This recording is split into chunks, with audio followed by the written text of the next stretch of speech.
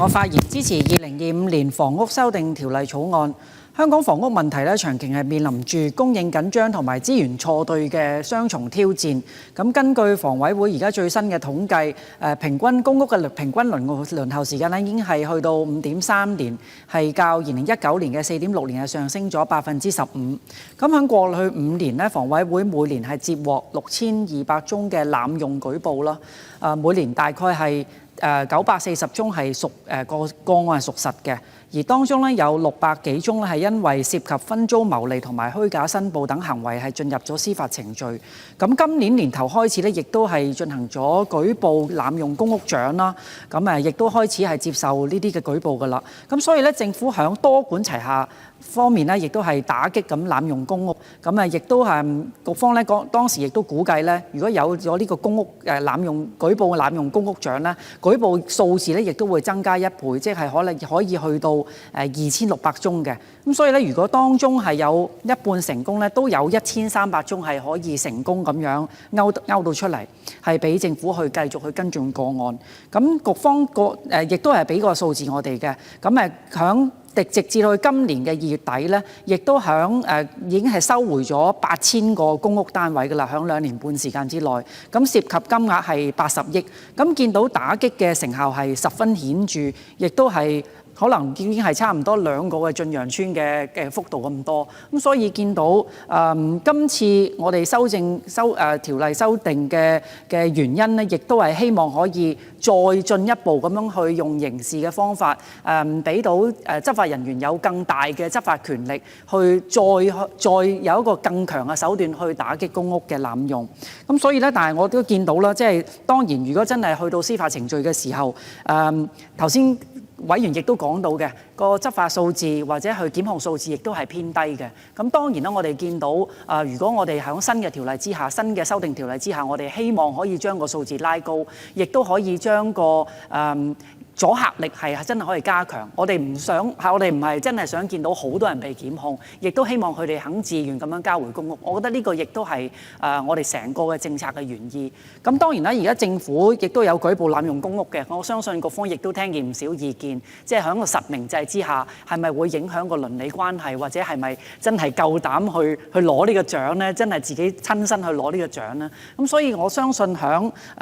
幾管齊下之下啦，咁當然局方我哋亦都係希望政府喺呢啲嘅措施之下，係可以俾到資源係可以善用，亦都可以將公屋嘅資源係俾到傾斜於係真係有需要嘅人。咁我希望今次喺修訂條例之下咧，係可以做到今次政策嘅初心，保障基層居住嘅政策初心。咁長遠嚟講，其實喺資源周轉率嗰方面，亦都可以做到一個長線嘅循環嘅。咁頭先都講到啦，每一個公屋單位嘅成本其實都接近係100萬，咁每年嘅升幅亦都係去到20%。咁所以咧，去打擊閒置浪費或者係非法佔用咧，其實呢個亦都係有必要性。咁見到富戶政策嗰方面啦，當然我哋理解濫用公屋同埋富戶政策應該係分開處理，但係而家都差唔多有5%嘅公屋嘅租戶咧，亦都係超過咗富戶政策嘅界定標準。咁好多亦都係隱瞞佢哋資產啦，或者係分租咁樣盈利。咁所以咧，我哋見到今次條例草案係通過咗嚴格嘅申報義務，亦都係擴大咗執法嘅權限，例如要求家庭成員要配合資料審查，將會呢個亦都係將會有效咁壓制到呢類嘅行為，確保到資源係俾到真正有需要嘅群體。咁頭先亦都講到啦，點樣去俾到授權人員係更容易去執法呢？對於佢身份嘅查核權啦，同埋執法人員咧，可以係要求涉嫌違規者係要求佢哋出示身份證明，拒絕配合者咧，將會係面對刑事嘅處罰。我覺得呢個亦都係解決到過往查人難嘅問題。咁對於資料嘅索取權啦，富戶申報義務咧，亦都係擴至全體嘅家庭成員。咁頭先亦都有講啦，喺個檢控時效嗰度咧，亦都係延至去6年。咁呢個亦都有效咁樣彌補到去過往跨期執法嘅漏洞。咁我亦都留意到咧，而家有草案亦都係設立咗合理辯解嘅條款啦，確明到係居住為主，偶爾如果佢哋係商業活動咧，係唔會構成違規嘅。咁我覺得呢個咧亦都係兼容到而家社會嘅需求啦，有啲嘅家庭嘅婦女啦，可能係喺屋企度做兼職啦，或者係做啲網絡嘅兼職，或者係將一啲臨時嘅存貨放喺屋企嘅情況，咁呢個都可以係豁免刑責嘅。咁我覺得政府嚟緊有6個月嘅公屋法規普及計劃，亦都係有效咁樣去宣傳好呢個新嘅措施同埋新嘅法規咧，令到市民去更容易去理解點樣係個法律嘅底線喺邊度，點樣係如果真係有咁嘅問題咧，都有咁嘅舒緩期去問清楚自己係咪有咁嘅違法之嫌。